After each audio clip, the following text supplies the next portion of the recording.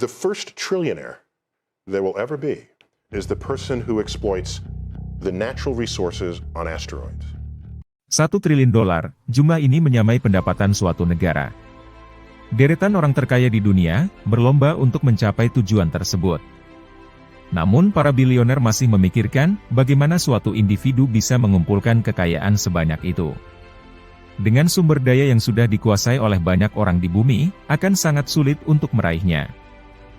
Pengusaha yang berjaya pada abad 19 hingga 20, seperti John D. Rockefeller, Edward L. Doheny, dan Andrew Carnegie.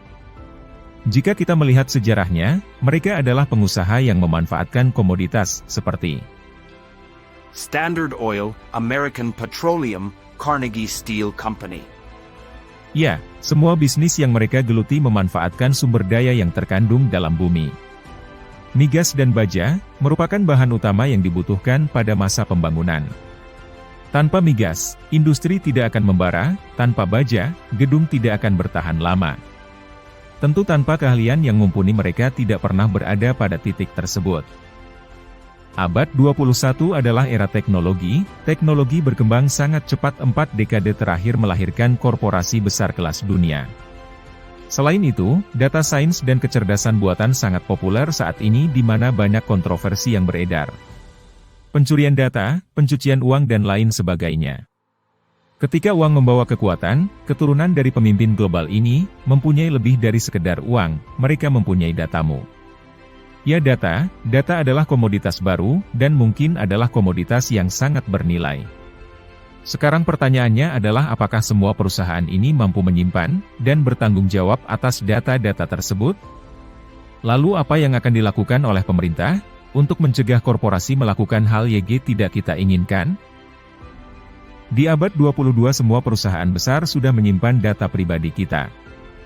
Tidak ada privasi sama sekali, penyadapan mungkin adalah hal yang sangat wajar.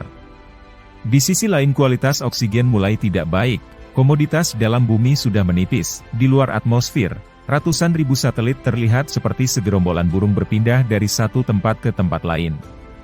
Para saintis dan engineer sudah mengembangkan apa yang disebut tambang ruang angkasa. Dunia industri terus membutuhkan mineral bumi, meningkat setiap tahunnya. Volume cadangan emas dapat dihitung lebih akurat daripada sumber daya lainnya, meskipun ini bukan pekerjaan yang mudah. Survei Geologi Amerika Serikat, cadangan emas bawah tanah saat ini diperkirakan sekitar 50.000 ton. Dari perspektif ini, sekitar 190.000 ton emas telah ditambang sebelumnya. Menurut perkiraan angka ini, masih ada sekitar 20% cadangan emas dunia yang perlu ditambang. Jika prediksi ini ternyata akurat, dan memang cadangan emas di kerak bumi habis dalam 2 dekade mendatang, ini belum tentu berarti berakhirnya penambangan emas. Penelitian terus berlanjut, teknologi baru sedang diperkenalkan, dan mungkin tempat yang sama sekali baru untuk ditambang sedang ditemukan.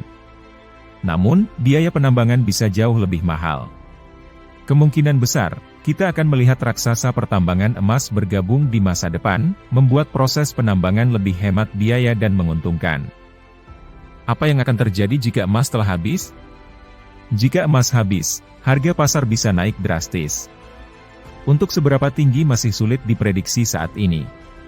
Penulis Jim Richards mengatakan dalam bukunya, The New Case for Gold, bahwa 1 ons emas bisa mencapai $10.000. Namun, pendiri Gold Money James Turk mengatakan itu bisa mencapai $12.000 per ons. Jika Anda berpikir bahwa harga ini terlalu optimis, Anda dapat melihat seberapa cepat harga emas telah meningkat dalam 50 tahun terakhir, sejak berakhirnya standar emas pada tahun 1971. Ketika penipisan sumber daya di bumi menjadi lebih nyata, gagasan untuk mengekstraksi elemen berharga dari ruang angkasa semakin nyata. Mengirimkannya ke bumi akan mendapatkan keuntungan yang sangat besar, atau menggunakan sumber daya berbasis ruang angkasa untuk membangun satelit tenaga surya dan habitat ruang angkasa, ini menjadi lebih menarik.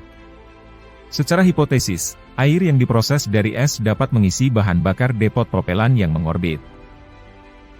Meskipun asteroid dan bumi tercipta dari bahan awal yang sama, gravitasi bumi yang relatif lebih kuat, menarik semua elemen sideropilik atau pencinta besi yang berat, ke dalam inti selama masa mudanya yang cair lebih dari 4 miliar tahun yang lalu. Ini membuat kerak kehabisan unsur-unsur berharga tersebut, sampai hujan asteroid mengisi kembali kerak yang menipis dengan logam seperti emas, besi, nikel, atau platinum. Beberapa aliran dari inti ke permukaan memang terjadi, misalnya di kompleks Igneous Bushveld, sumber yang terkenal kaya akan logam golongan platinum. Saat ini, logam ini ditambang dari kerak bumi, dan sangat penting untuk kemajuan ekonomi dan teknologi. Oleh karena itu, sejarah geologis bumi dapat menjadi landasan bagi masa depan penambangan asteroid. Pada tahun 2006, Observatorium Keck mengumumkan bahwa Trojan Jupiter Biner 617 Patroclus, dan mungkin sejumlah besar Trojan Jupiter lainnya, kemungkinan besar adalah komet yang telah punah dan sebagian besar terdiri dari es air. Demikian pula, komet keluarga Jupiter, dan mungkin asteroid dekat bumi yang merupakan komet yang sudah punah, mungkin juga menyediakan air. Proses pemanfaatan sumber daya ini menggunakan bahan asli luar angkasa untuk propelan, manajemen termal, tangki, pelindung radiasi, dan komponen infrastruktur ruang angkasa bermassa tinggi lainnya dapat mengurangi biaya yang radikal. Meskipun pengurangan biaya ini dapat dicapai, apakah akan mengimbangi investasi infrastruktur yang sangat besar yang telah dikeluarkan?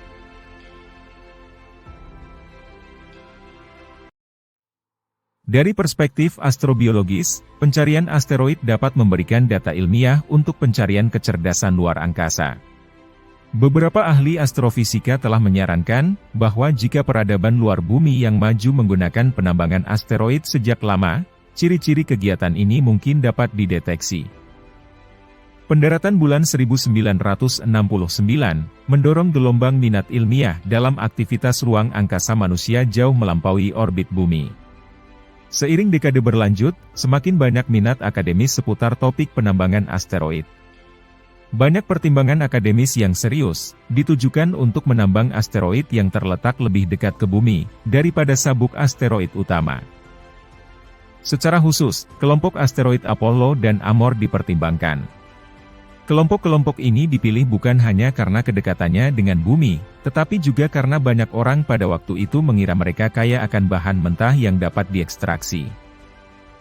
Terlepas dari gelombang minat, banyak komunitas ilmu antariksa menyadari betapa sedikit yang diketahui tentang asteroid, dan mendorong pendekatan yang lebih bertahap dan sistematis untuk penambangan asteroid.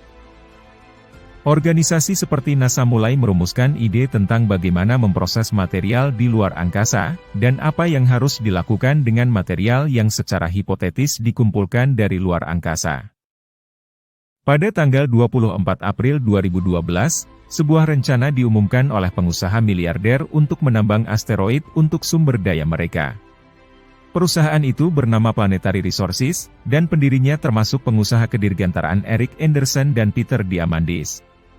Penasihat termasuk sutradara dan penjelajah film James Cameron, dan investor termasuk kepala eksekutif Google Larry Page. Ketua eksekutifnya adalah Eric Schmidt. Mereka berencana untuk membuat depot bahan bakar di luar angkasa pada tahun 2020 dengan menggunakan air dari asteroid, membaginya menjadi oksigen cair dan hidrogen cair untuk bahan bakar roket. Dari sana, itu bisa dikirim ke orbit bumi untuk mengisi bahan bakar satelit komersial atau pesawat ruang angkasa. Pada tahun 2020, skema tersebut dihentikan dan semua aset perangkat keras dilelang. Pada tahun 2018, semua rencana untuk teknologi teleskop ruang angkasa TRKID ditinggalkan, dan aset Planetary Resources diakuisisi Consent SIS, sebuah perusahaan blockchain tanpa ruang publik yang menghadapi sasaran. Deep Space Industries dimulai pada tahun 2013 oleh David Gump, yang telah mendirikan perusahaan luar angkasa lainnya. Pada saat itu, perusahaan berharap untuk mulai mencari asteroid yang cocok untuk ditambang pada tahun 2015 dan pada tahun 2016 mengembalikan sampel asteroid ke bumi. Deep Space Industries berencana untuk mulai menambang pada tahun 2023. Deep Space Industries menjual pendorong air, dan pada 2019 diakuisisi oleh Bradford Space, sebuah perusahaan yang berfokus pada sistem orbit bumi dan komponen penerbangan luar angkasa. Saat ini, kualitas biji dan biaya konsekuen serta masa peralatan yang dibutuhkan untuk mengekstraknya, tidak diketahui dan hanya dapat berspekulasi. Beberapa analisis ekonomi menunjukkan bahwa biaya pengembalian material asteroid ke bumi jauh melebihi nilai pasarnya, dan bahwa penambangan asteroid tidak akan menarik investasi swasta dengan harga komoditas dan biaya transportasi ruang angkasa saat ini. Studi lain menunjukkan keuntungan besar dengan menggunakan tenaga surya. Pasar potensial untuk bahan dapat diidentifikasi dan keuntungan dihasilkan jika biaya ekstraksi diturunkan. Misalnya, pengiriman beberapa ton air ke orbit rendah bumi, untuk persiapan bahan bakar roket wisata ruang angkasa dapat menghasilkan keuntungan yang signifikan jika wisata ruang angkasa itu sendiri terbukti menguntungkan. Pada tahun 1997 berspekulasi bahwa asteroid logam yang relatif kecil dengan diameter 1 mil, mengandung lebih dari 20 triliun dolar logam industri dan logam mulia. Asteroid tipe M yang relatif kecil dengan diameter rata-rata 1 km, dapat mengandung lebih dari 2 miliar metrik ton biji besi nikel, atau 2 hingga 3 kali produksi dunia tahun 2004.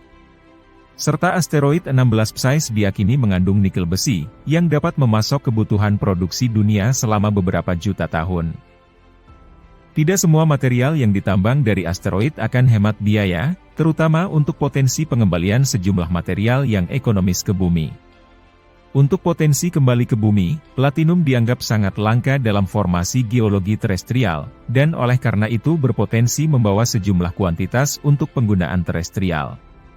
Nikel, di sisi lain cukup melimpah, dan ditambang di banyak lokasi terestrial, sehingga biaya penambangan asteroid yang tinggi mungkin tidak membuatnya layak secara ekonomi.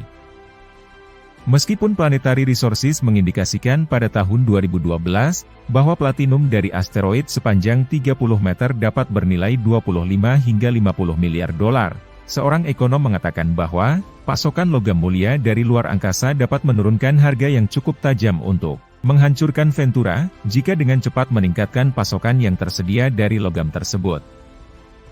Upaya penambangan asteroid terus dikembangkan, namun akan membutuhkan biaya yang sangat mahal. Jika penambangan asteroid telah dimulai dan terlihat hasilnya, ini akan menjadi era baru dunia pertambangan. Terima kasih telah menonton video ini hingga selesai. Dukung kami untuk membuat video setiap hari dengan like dan share video ini.